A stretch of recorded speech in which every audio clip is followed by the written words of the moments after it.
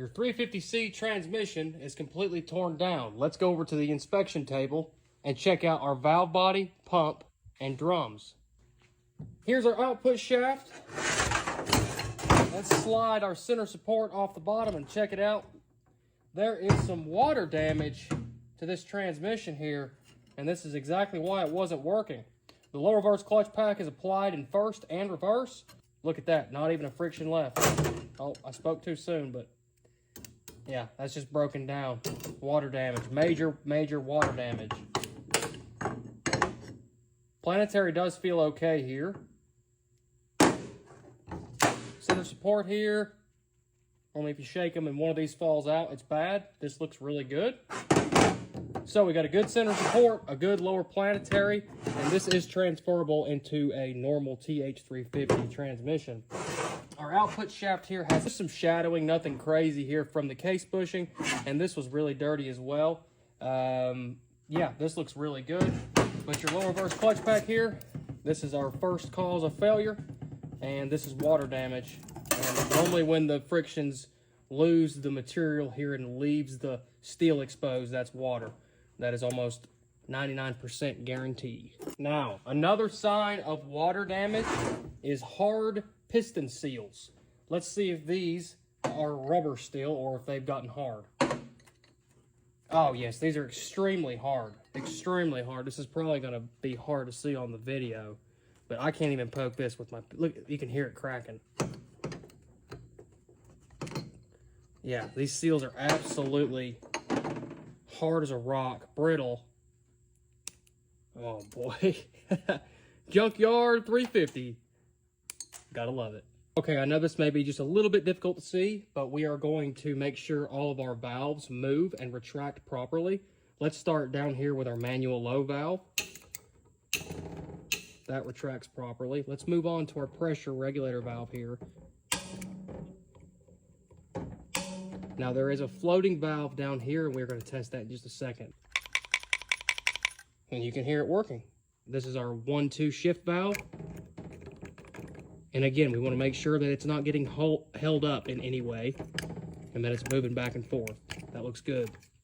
Now this is your 2-3 shift valve here. And again, just want to make sure that nothing's getting hung up. And this is your kick down here. This is for when you're dropping your gear and passing gear. And that one is good as well in the corner. I cannot remember what that valve's called, unfortunately, at this moment. Brain fart. Oh, this valve body works like it should. Normally these don't go bad because they're cast steel, but I always make sure that I take all of my shift valves, my pressure regulator valve, my 3-2 low, my manual low valve out. All this stuff comes out with these little pins down here at the bottom. It takes about an hour during the build process, but it's definitely worth it just to get into the small, intricate areas and clean it up. It's always best to go above and beyond when you're working on these transmissions like that. Here's our washer for our upper planetary, and here is our ring gear for our forward clutch pack. And you can see here in the middle, it's taking a hit, so our forward clutch pack's definitely going to be shot there. You can see where the clutch pack rattled against this ring gear. Unfortunately, we're going to have to throw that into the scrapper. I don't like that. Now, here's our drums, and here is our intermediate clutch pack. This is for second gear. A bit worn, but doesn't look like the steels have too many heat spots on them. These look really nice. We'll be able to reuse these for a stock unit. And here is our manual second band. Let's lift our direct drum up here and get our bearing off of our forward input drum. Slide this to the side for a second. And I can see an updated sprag in there, so that's definitely a good sign.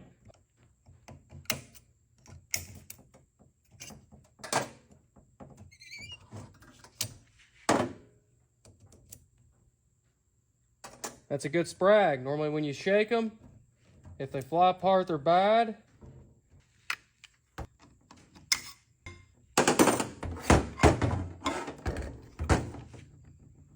And these don't look too terrible. The direct drum looks okay. We'll be able to maybe reuse these steels for a stock unit.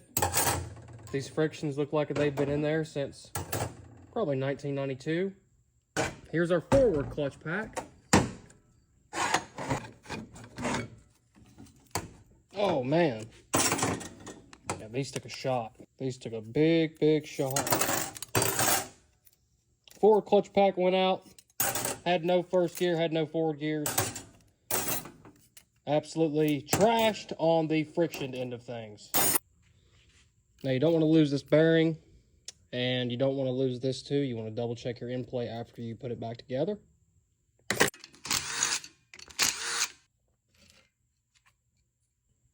Here's those bigger pump gears that I was talking about in the lockup 350s. These are a lot thicker. And this looks pretty good. Pump gears look to be in really good shape. Overall, the gear body side is a good win. And moving in closer with a seal pick here, I do feel just a very, very minute scrape here. Honestly, some Scotch-Brite might be our best friend on this one, and we'll be able to salvage this pump without sending it off to the machine shop. This is our forward drum seals on our forward drum piston, and they are almost as hard as our lower reverse piston seals. So that is not a good sign there. This transmission definitely has some water damage and definitely overheated at one point in time. So our lower reverse clutch pack was absolutely toast, and I think, if I'm hypothesizing correctly, that this transmission had major water damage from being at the scrapyard. And when water penetrates the transmission, it breaks down the friction material really easily, and you can actually peel the friction material off very easily with your finger. So I'm thinking that the transmission had major water damage. This transmission had no signs of ever being rebuilt before. This was a from factory stock unit out of a vehicle from the 80s probably.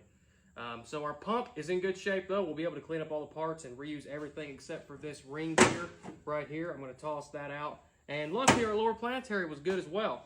Our valve body seems to be in good shape. So overall this unit would, be in and out of here for around $850 if he brought it to me like this. As long as that pump ain't destroyed, they're pretty easy to rebuild, and they don't cost too much. So, but whenever you're going to the scrapyard looking for cores, 9 times out of 10, they're going to look like this. If you're paying $150 for a core, 9 times out of 10, they're going to look like this. They're going to look like this right here. They're going to look roasted like that. So, as long as somebody didn't get it like that, drive it like that for a long period of time, and circulate all that metal into the pump, you're normally good. I hope you guys enjoyed today's 350C video.